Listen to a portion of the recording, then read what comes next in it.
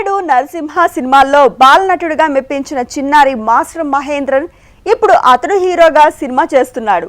తాజాగా వసుదేవ సుతం ఓ మైథలాజికల్ సినిమాలో హీరోగా నటిస్తున్నాడు.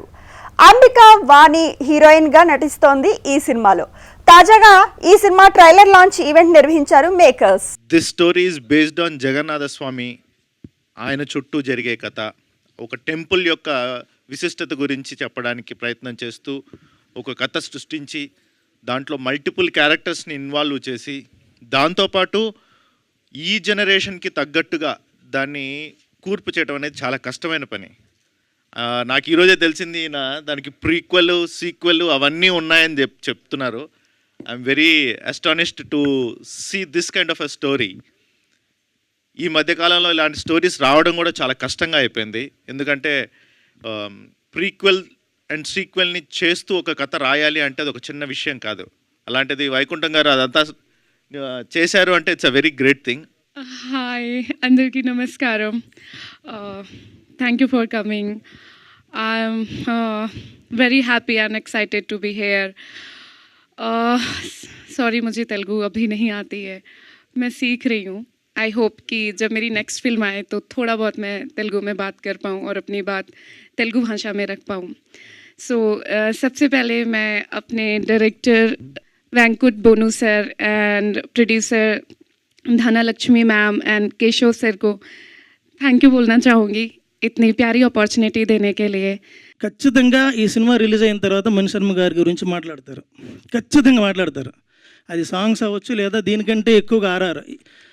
మనం ఇప్పటివరకు తమిళ్ మ్యూజిక్ డైరెక్టర్ల గురించి వాళ్ళ ఆర్ఆర్ గురించి మాట్లాడుతున్నాం, మళ్ళీ మాట్లాడతారు. 9 months విఎఫ్ఎక్స్ చేసాము, 18 minutes విఎఫ్ఎక్స్ ఉంటుంది. గరుక్మంతుడు, Vasuki, Lakshminarasimhaswamy, some of caves, ఇలా చాలా ఉంటారు, చాలా ఉంటుంది సినిమాలో. మీకు సినిమా ఓపెనింగ్లోనే ఒక పాండు మిశ్రా అనే ఒక క్యారెక్టర్తో కథ స్టార్ట్ అవుతుంది. అదే పాండు మిశ్రా అనే క్యారెక్టర్తో కథ ఎండ్ అవుతుంది. అది చేసిన పర్సను దువాసి మోహన్ గారు. సినిమాలు ఉండేది 2 scenes ఆయనకి మళ్ళీ. అండ్ ఇంకోటి, సినిమాని రన్ చేసేది అతనితో స్టార్ట్ అవుతుంది. సినిమాని రన్ చేసేది రాజీవ్ కనకాల గారి క్యారెక్టర్. ఆయన లేకపోతే మ్యాక్సిమం సినిమా ఉండదు. మిగిలిన వాళ్ళు విలన్స్ ఎంతమంది అని ఉంటారు, ఆయన ఈక్వల్గా హీరో కూడా కొన్ని స్టేజ్లో డౌన్ అవుతున్నాయి, ఆ క్యారెక్టర్ డౌన్ అవుతునేటప్పుడు ఆయన లేపుకుంటూ వెళ్తారు. సో ఆయన ప్రశాంత్ నీల్ గారు షూట్లో ఉన్నారు ఆర్ఎఫ్సీలో, సో అందుకే రాలేకపోయారు. వసుదేవ సుతం సినిమా గురించి మాట్లాడడానికి ముందు ఫస్ట్ నా ప్రొడ్యూసర్స్ గురించి నేను మాట్లాడేస్తాను. ఒక సినిమా బాగా రావాలి, అది హీరో ఎవరైనా ఉండొచ్చు, అది ఎక్కడికైనా వెళ్ళి షూట్ చేయొచ్చు, అది వాళ్ళకి అది ప్రాబ్లం కాదు. కానీ వాళ్ళు నమ్మిన స్క్రిప్ట్, ఆ ఆర్ట్ చాలా బాగుండాలి. ఎక్కడ మీరు ఏం ఆలోచించకండి. ఒక సినిమా బాగా రావాలంటే మనం ఎంతైనా కష్టపడదాం, ఎన్ని రోజులైనా బాగా పనిచేద్దాం అని చెప్పేసి ఈ సినిమాలో పనిచేసిన వాళ్ళందరికీ ఒక అమ్మగా ఒక నాన్నగా ఉండి ఈ సినిమాని ఈ స్టేజ్ దాకా తీసుకొచ్చిన మా ప్రొడ్యూసర్కి నేను చాలా చాలా థ్యాంక్స్ చెప్తున్నాను.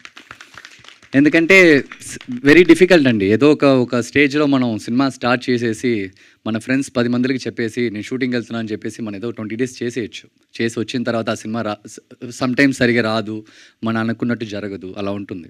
ఒక కంటెంట్ మనం తీస్తున్నాం, ఒక కృష్ణుడి మీద తీస్తున్నాం, ఆడియన్స్కి నచ్చాలి అన్న ఒకే థాట్ ప్రాసెస్తో ఈ సినిమా చేశారు. నిజంగా చెప్తున్నాను, ఒక్కరోజు కూడా మాకు ఎక్కడ ఏ ప్రాబ్లం లేదు.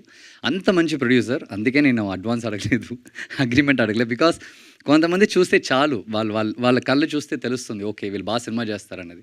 సో ఆ నమ్మకంతోనే వచ్చాను. నిజంగా ఆ నమ్మకం కాపాడినందుకు చాలా చాలా thanks sir. Thank you so much for that.